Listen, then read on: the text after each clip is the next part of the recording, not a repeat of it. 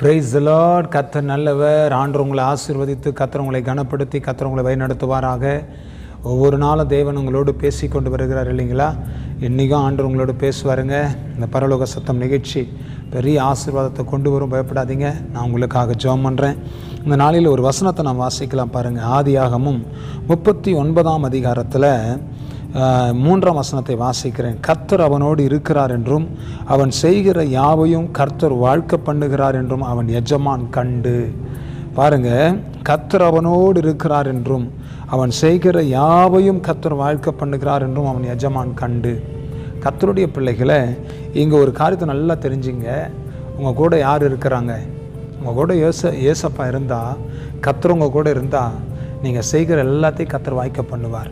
நிறைய நேரத்தில் நான் என்ன பண்ணாலும் நஷ்டம் பிரதர், பிஸ்னஸில் நஷ்டம், வருமானத்தில் நஷ்டம், பல காரியத்தில் நஷ்டம், என்ன செஞ்சாலும் எனக்கு நஷ்டமாக இருக்குது, தோல்வியாக இருக்குது, பல இழப்புகளை நான் சந்திக்கிறேன்னு நீங்கள் சொல்கிறீங்களா? பாருங்கள், நான் ஒரு விஷயம் உங்களுக்கு சொல்கிறேன். நீங்கள் நஷ்டம் அடைவதற்கு காரணம் என்னென்னா, எங்கேயோ ஒரு இடத்துல ஆண்டவர் துக்கப்படுத்தி அவரை தூரமாக வச்சுருக்கிறீங்க. ஆண்டவர் உங்கள் கூட இருந்தால் நீங்கள் கையிட்டு செய்கிற வேலைகளை எல்லாம் கர்த்தர் ஆசீர்வதிப்பார்.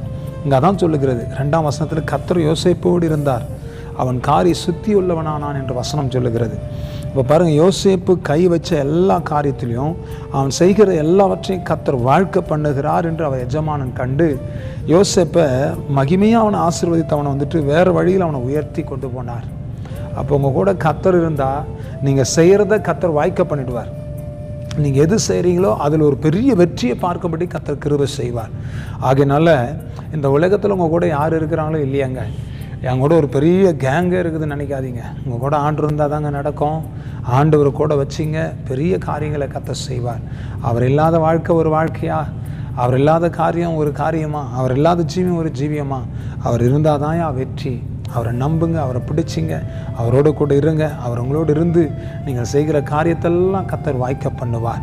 நிறைய நேரத்தில் என் கையினால் நான் எதை செஞ்சாலும் அதை ஆண்டவர் வாய்க்க பண்ணுவார். நிறைய விஷயம் ஆகாத உதவாதெல்லாம் என் கைக்கு வரும். எந்த பொருளாக இருந்தாலும் எது வந்தாலும் அது என்ன தான் அவன் தெரியாது, இதை எப்படி ரெடி பண்ணணும்னு தெரியாது. அதை ரெடி பண்ணி நான் எடுத்து அப்படியே மகிமையாக வச்சுக்குவேன். ரொம்ப ஆசீர்வாதமான என்கிட்ட உதவாது வரும். உதவாத சில காரியங்கள் என்கிட்ட தேடி வரும். சில போராட்டம் நிறைந்த காரியங்கள் என்னை தேடி வரும். பிசாசு பிடியில் இருக்கிறவங்க, மந்திரக்கட்டில் இருக்கிறவங்க, பல பேரை கர்த்தர் அனுப்புவார். அவங்கள ஜெபம் பண்ணுவாங்க. கர்த்தர் காரியத்தை வாய்க்க பண்ணுவார். சாத்தானை அழிப்பார். ஒரு பெரிய ஜெயம் கொடுப்பார். விடுதலை தருவார். அற்புதங்கள் நடக்கும். விடுதலை நான் பார்த்துருக்கிறேன். ஆகையினால கர்த்தருடைய பிள்ளைகளே, இந்த நாளில் நீங்கள் ஆண்டவரை கூட வச்சிங்க, பெரிய காரியம் நடக்கும். செபிக்கலாமா? தகப்பனே, இந்த நல்ல வேலைக்காக உமக்கு ஸ்தோத்திரம். எங்களோடு கூட நீங்கள் இருங்க ஆண்டவரே. நீங்கள் இல்லாத வாழ்க்கை ஒரு வாழ்க்கை இல்லைப்பா. ரதகாலாமா சியம். ஓ ஹalleluya. ரதலமா ரியாத்தலபோ ரகட துடாந்தலமா சியாத்தரா. கர்த்தர் கூட இருந்து ஆசீர்வதித்து எங்களை பலப்படுத்தும்.